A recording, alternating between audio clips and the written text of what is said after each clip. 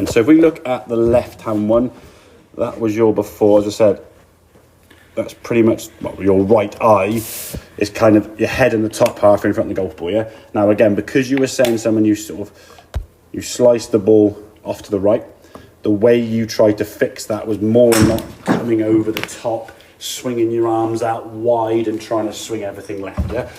That's what humans tend to do when they're playing golf. The ball's curving right, well, I'll just swing the club left. In the face of doing that, it meant your contact now is behind the golf ball. So when the contact now is before the golf ball, logic suggests I'll keep moving the ball back further in this direction, yeah? The problem is now you get ahead of the golf ball, so you're angling the ground. You're still making contact with the ground before the ball. The angle just becomes steeper. So it's like, well, it's not really going to help your shot. And again, you'll get to a point where 7, 8 times your cut off. Anything longer than that, no good at all, yeah?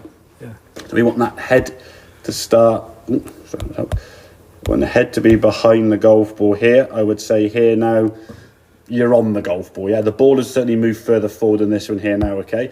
But that's your setup. So we've got a slight tweak of setup, ball further forward, head behind it. Those two kind of go hand in hand. Just be careful. You did often lean a lot on this front foot at setup. So just make sure we are sort of 50-50. Now, this left hand, I want to say in terms of your swing, you can sort of see your hip slide there. If we sort of take a line from where your hips started there, you moved off the ball a long way. Try to get this width by just sort of moving everything out wide here. Mm-hmm. And again, it goes against what your body would want to do if you were sort of throwing a ball or trying to create any energy going towards target, okay? So when you come back in the golf ball now, you can't really get back to that left side at all. There's your impact.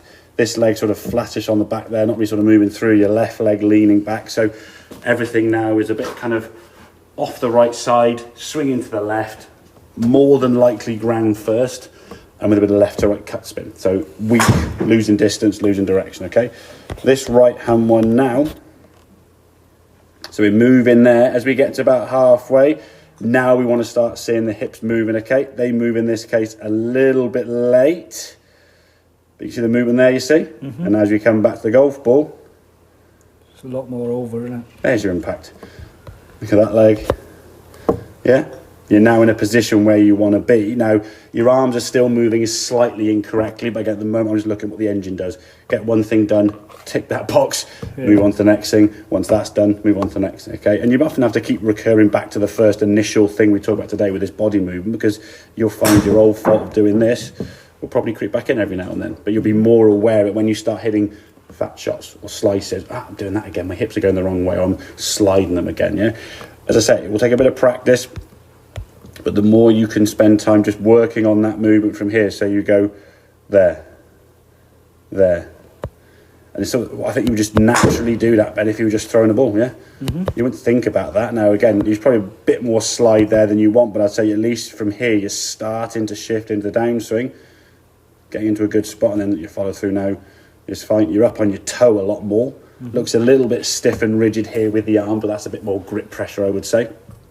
Again, we can go to that in more detail going forward, okay? But the key thing for me is to get that movement there. Yeah? So once you get that hip movement working better, say on a wall there, you can sort of get yourself, literally backside on the wall, you move, slide, yeah? Move, slide. And what you will feel is if you do the correct movement, sort of this little bounce into your front leg, you'll just see when you're coming into the ball, it's kind of the move that you would naturally do when you say throwing the ball. And if you want to put your right hand in a sort of throwing position, yeah, and then just almost imagine like an underarm throw, which is effectively what your arm's going to do in a golf swing, yeah, then you can get that feel. You start getting that sensation of how your arms, how your body are going to work together to make sure your club more often than not strikes the ground that side of the golf ball as opposed to that side. Make sense? Yeah. Good. Try a couple more ends here. We can now you've seen it a little bit more in vision of what you're trying to do, you can now put into practice, okay? So, but yeah, definitely get that movement with the lower half. That's the focus on completely. The more we get that improved, then the next stage we on sort of working what the arms do, Ben. But yeah, get the engine working better, buddy, and then we'll go from there, okay?